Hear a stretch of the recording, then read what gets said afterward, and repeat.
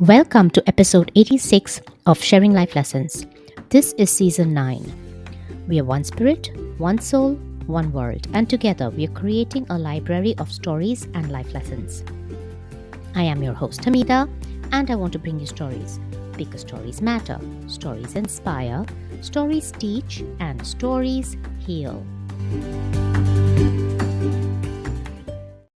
Hello from Bangalore, India. I am always so excited when I come to visit my family in Bangalore. I miss them a lot when I'm in the US. I can spend more time with them here. And most of all, I can spend time with my 83-year-old mother. I was here last in July of 2021. And since then, her dementia has worsened. She has lost the concept of time and place. But on the flip side, she is not as restless or as worried as she used to be about anything. She laughs more and has developed a sense of humor I have never known her to have. She's happy in her own world and is detaching from ours, and she's doing that at her own time. I'm at peace with it because she's at peace. But I seek prayers from my listeners for her comfort and well being. Communal prayers can work magic. Today, over morning coffee with some friends, my friend Munira Jamal read a wonderful quote, and I knew right away that I had to begin today's episode with this quote written by Najwa Zebian, and it reads: These mountains that you are carrying, you were only supposed to climb. Let me repeat. These mountains that you are carrying, you were only supposed to climb. I believe there is at least one person out there listening to this episode who needed to hear this message today. So, whoever you are, this is your sign to stop carrying the burdens of your mountains and start climbing them. Our guest for today is someone who has climbed her own mountains. Hailing from Atlanta, she's an up and coming comedian who is a recent graduate. She obtained her bachelor's in mass communications with a concentration in radio, TV, and film. Someday, she plans on having her own radio or TV show. Everyone, let's welcome Kendra Crump. Kendra, welcome to Sharing Life Lessons. Thank you for being a guest on the show. Normally, I ask my guests to introduce themselves, but I just heard the exciting news and I can't stop myself but say, congratulations, you released your book on New Year's Eve. Yes.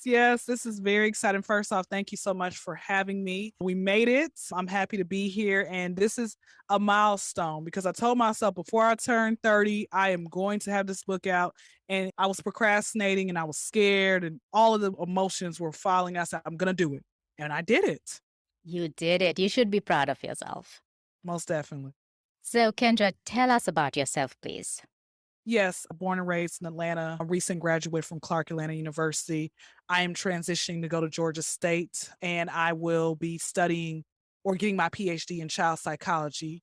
And the reason being is because mental health is something that's very big within all of us. And I want to be able to help children because a lot of our trauma stems from childhood. And I want to be able to help children and help them figure out a better alternative and positive reinforcements when they're dealing with, their trauma. So that's who I am in a nutshell. Great. And let me have you talk about the book in a couple of minutes because really that is exciting. So, tell us about the book. The book is called Diamond in the Rough. The book is about a girl from Miami, moved to Atlanta to get away from a crazy ex boyfriend. And she finds love, but the love that she finds is not as a dream come true. So it's going to be a lot of plot twists. It's going to be like, wow, okay, didn't see that coming. To be continued. It's going to be great. I am excited to read it. And for the listeners, the link to her book is going to be in the show notes. So, Kendra, tell us your story, please. My story is am a I'm a suicide survivor in a way. I cannot tell you how many times I've contemplated ending my life from things that have stemmed since childhood. I would try to figure out multiple ways. And the reason I never did was because I was always told that if you commit suicide, then you will go automatically to hell. That's what we're taught in the church. I grew up in an evangelistic household. Don't know how true that is, but I did not want to find out. I came from the mental hospital. I actually enjoyed it there. To keep it real with you, if I could, I would not mind being back there because you're free from everything. You don't Okay, so that sentence shocks me. I liked it there because you don't have access to your cell phone or anything. You just have a regular phone that you can call from to talk to your family, but you're around people who are just like you of all ages, shape, size, being one with everybody, non-judgmental. I ended up in the mental hospital because elementary, my parents are divorcing. So in my mind, I thought they were mad at me. And I thought, how could this happen? Now, my father was a breadwinner. And after they divorced, he took the money with them and we're struggling. And so, with that being said, middle school, I'm dealing with sexual harassment from young boys. I didn't want to tell. The whole snitches get stitches thing is very rampant out here. You do not tell, you don't snitch on nobody. I'm dealing with bullying from women of the African American community talking about how my hair is so nappy, you're so ugly, your lips are so big. That was the first time I thought about murder. I was really plotting to kill a lot of people in my school. And at this point, how old are you? 12 years old. And so you're very impressionable, and what other people are saying, you're believing. Most definitely, because well, prior to that, I've never had anybody call my hair nappy. I never had anyone talk my lips were so big. I never had anybody say you're ugly. Like in elementary school, everybody was like my best friend. We had sleepovers every week. I loved it. And so I just remember having to deal with that type of animosity. I didn't even know that I could think death type thoughts. Get to high school, I'm now dealing with, okay, I want everyone to still be my friend. I want to be a popular girl. Because in my mind, I equated everyone being your friend meant you had no drama, nobody hates you, none of that. But Hmm. but we, as you get older, you realize there's jealousy amongst friendships. So you have to be mindful of that. And now we're dealing with, I want guys to like me. A lot of the girls were very sexually active. I wasn't. And no guy was paying attention to me. So I felt like, what's the point of living if I can't have what that I wanted? I'm pretty much a hopeless romantic. We get to college. College is better. I'm at a community college. Guys are paying attention to me, but they have no ambition, no morals, no drive. I don't understand how we're all 18 years old and nobody has a license except me. Nobody has a car. I understand we all live with our parents, but help me help you. So back in like 2017, I remember having to get checked into the mental hospital because that day was a Monday. I had to get checked into the mental hospital because I was extremely depressed because I'm like, I am in my early 20s. I'm like 21 years old at this time. And I'm like, I don't understand. How is it that I have my life, I have goals, and no guy that wants me? My main issue was boy craziness, Mm. right? I always just felt like I needed to have a boyfriend because everyone around me was in some type of relationship. Now, I Mm. could have been in a relationship with a guy, but I would have been single the next day because, again, like I said, the guys had nothing to offer. And the older men and married men were trying to get with me. And I'm like, sir, you're married. Sir, you're 70 years old. What can I do with you? So I remember being checked into the house because I really, like I said, there's no point in me being on this earth. But what is the straw that broke the camel's back and put you in the mental hospital? Was it an incident that happened that made you say to yourself, okay, I have to get myself checked in or I'm going to do something really bad? It was that morning I had a good friend of mine at that time who's just sent me a text saying, "How are you doing?" And I spilled it all out. Mm. I just woke up and I just felt empty. I felt like my soul left. And I just sent him a thesis statement explaining how I felt. And then he had contacted a doctor who spoke with me on the phone about recovery and what they can do and the hospital they can get me in today. And I said, okay. And I remember my mother drove me and she said that life is not that bad for you to have to do this. Mom, wrong. Timing is everything. Hmm. Timing is everything, mom. You don't say this to a person who's about to, you don't say this. Yeah. So that's what drove me. Okay, so here's the question. Mhm. What should she have said instead? That would make you feel better. She should have been like, "I'm very proud of you for taking this step and getting the help that you need." Mm. That would have been, or nothing at all. If you don't know what to say, just don't say nothing at all. But if she has something to say, "I'm very proud of you for checking yourself in instead of taking your life." So you're saying it's better to keep quiet than say something that is discouraging and negative. Most definitely. I honestly believe that. It really would help because I literally just thought of death upon her. I wanted to Mm. strangle her as we were driving in the car and would have killed us both. Mm. That was really how I was thinking. Okay. So tell us more. Get to the mental hospital, and it's not like what they show on television. I think it's levels of hospitals with the straight jackets and they have the long syringe and everything else like that. It's levels to that. I felt like I said, I felt peace there. The food was good. Look, I ate 3 times a day. I don't even eat 3 times a day in my real life. We had individual game night, individual, like, family time. About 7 o'clock that night, we would have a circle around in a group of other patients. We would talk amongst one another, and everybody would share their stories of what happened. I remember maybe the second or third night, there was one girl who had just screamed out in the middle of the night because I think she was schizophrenic. But other than that, it was just this very surreal, beautiful moment that I was like, this is great. But I will tell you what made me really say, okay, I need to go and try to fight what's fighting me, the demon that's within me. Mhm. There was a woman who was 80 years old, and she has been in and out of the mental hospital since she was a child.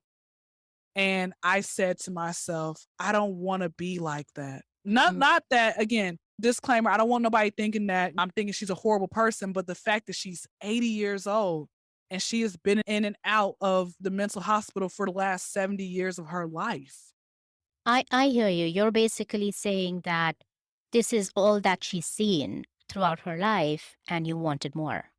Yes, I'm glad because sometimes you have to have the other person to kind of clean that up for you so people won't think you're a horrible individual. And I pictured myself. I saw myself and I'm like, that will be me if I don't get myself together and get necessary help and do things. Because there was one time prior to that, my father had transitioned back in 2017. So around that same time period.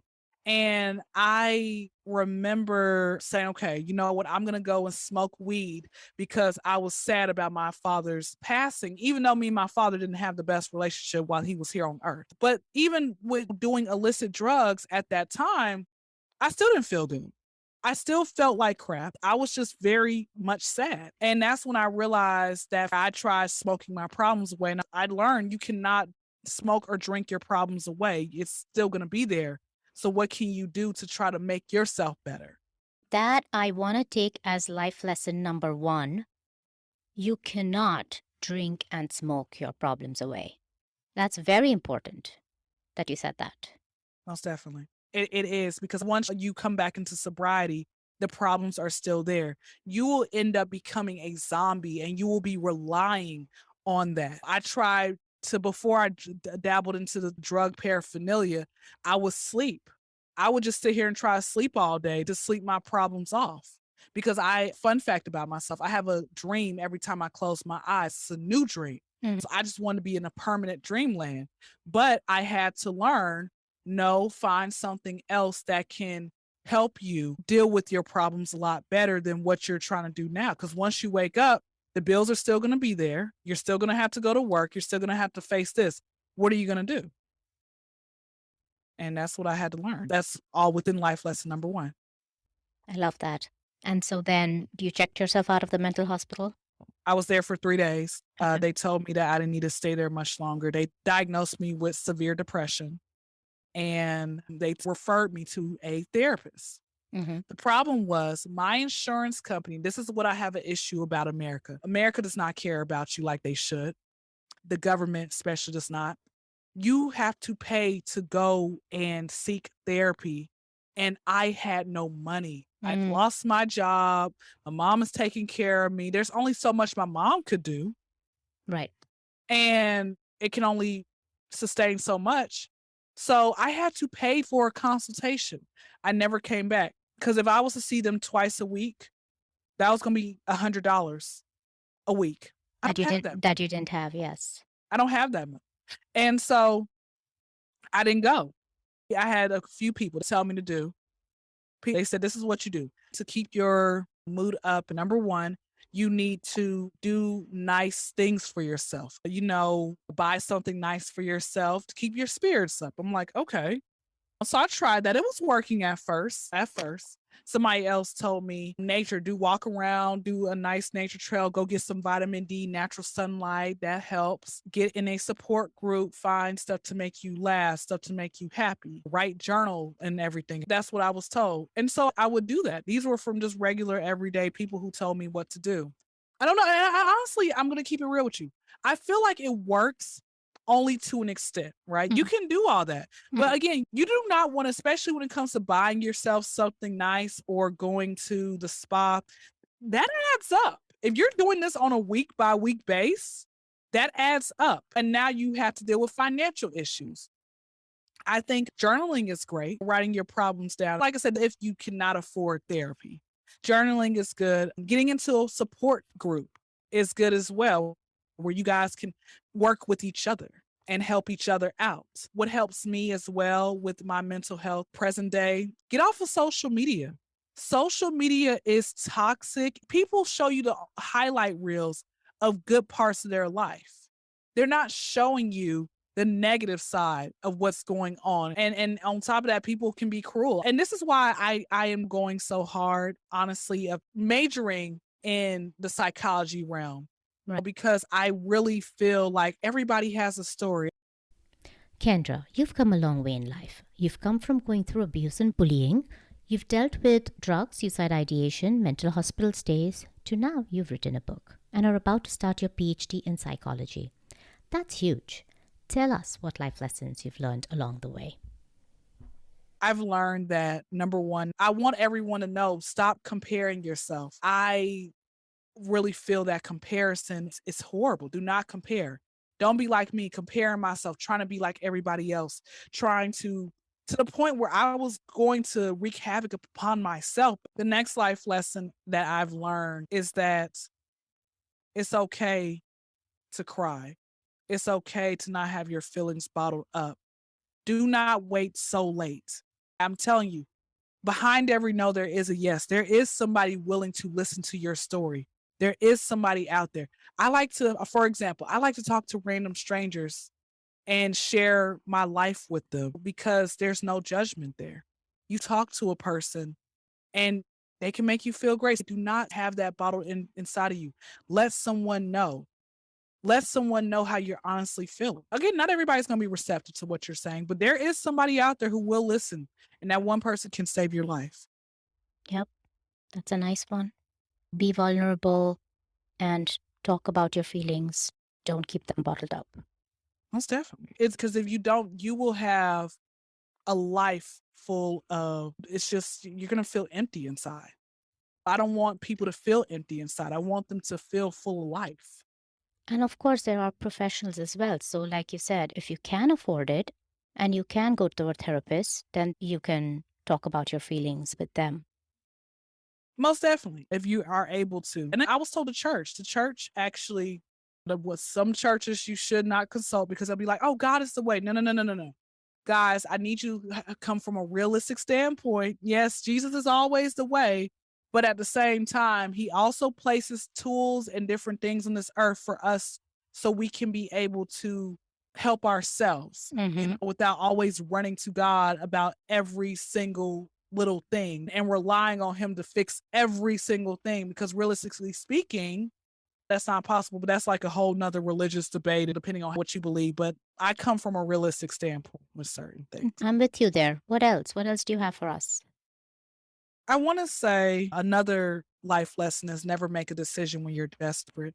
Like I was stating in the story, how I was so desperate to want to be in a relationship. I was going to I made a very bad decision, going into a destructive decision. So I don't want anyone out there to be like me. Do not say, okay, I'm going to take it in my own hands. And now you are affecting everyone around you in a way. Mm, mm. That's great. And stop me if you have any other life lesson. Otherwise, I want to ask you, tell us, Kendra, what actually really worked for you? Because there must have been this one or two or three things that really worked for you to get you where you are. No other life lessons, but what really worked for me was seeing the woman who was 80 Mm, and how she was still there and how you can just feel the sorrowness. You felt it walking in the room, you felt it and saying, if I don't figure out how to conquer this, mm-hmm, if I don't have a positive, I have to consistently talk to yourself. Let me tell you something. As an individual, we talk to ourselves the most. Make sure you're saying the right things, consistently being in a positive life, mm, consistently making sure that you are having positivity around you, not negativity. I said, get your life together. Make sure whatever you can do, you do not want to be this way. Okay, again, we're all going to have problems at the end of the day. For the rest of your, life on earth, you're going to have problems. But I will say children, looking at kids, how free and fun they are, running around, how happy they're so quick to forgive.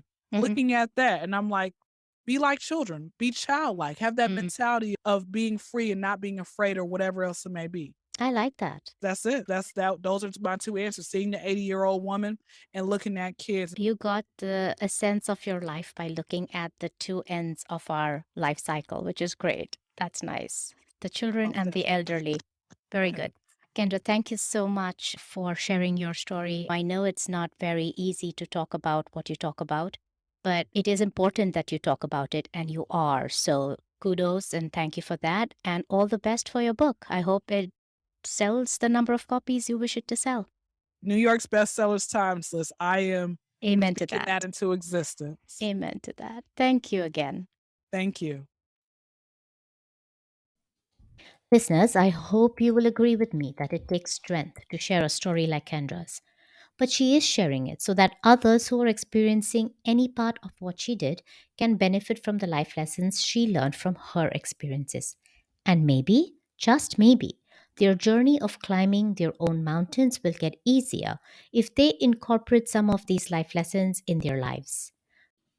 We are one spirit, one soul, and we are on this earth to help and uplift each other. And like Kendra, we can do that too by sharing our stories. As always, here are my key takeaways with my discussion with Kendra. 1. If you don't know what to say, then don't say anything at all. Always remember, your words carry weight and bearing in the life of others. Choose them wisely. 2.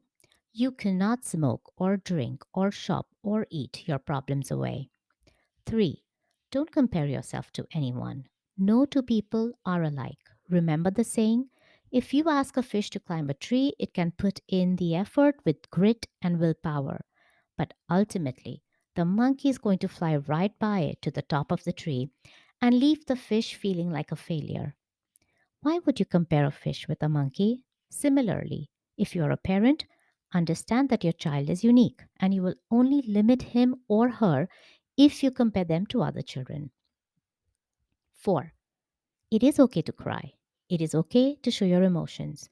Don't keep your feelings bottled up. There is always someone who will listen to your story. And here is my offer. If you don't find that someone to listen to your story, then please connect with me at sharinglifelessons101 at gmail.com, and I will be honored to listen to you. This link is also in the show notes. And lastly, never make a decision when you're desperate, because in most likelihood, it will be a bad decision. This brings us to the end of this episode. I will bring you the next episode of Sharing Life Lessons next Wednesday. Until then, be happy, be safe, and be blessed.